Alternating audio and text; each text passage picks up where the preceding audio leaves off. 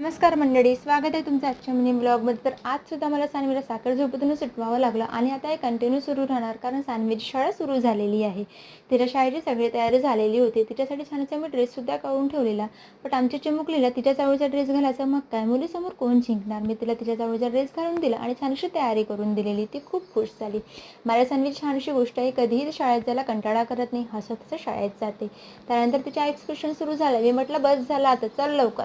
मग मी तिला घेऊन शाळेमध्ये पोहोचले. शाळेत पोहोचताच बघितलं तर काही मुलांचं आतासुद्धा रडणं सुरूच होतं. मुलांना 8 ते 15 दिवस लागतातच रुळायला. मी सानवीला तिच्या प्लेसवर बसवून दिलं. तिच्यासोबत छानशी गोंडस मुलगी बसलेली होती. तिच्यासोबत तिची फ्रेंडशिप करून दिली आणि निघाली घरी यायला. घरी पोहोचली तर माझे हे छोटं पिल्लू झोपलेलंच होतं. मी तिला उठवलं आणि फ्रेश करून दिलं. त्यानंतर तिची करामत सुरू झाली. सामान इकडून तिकडे आणि तिकडून इकडे नेणं. आमच्याकडे सगळ्यात जास्त काम चिमुरडीलाच असतं.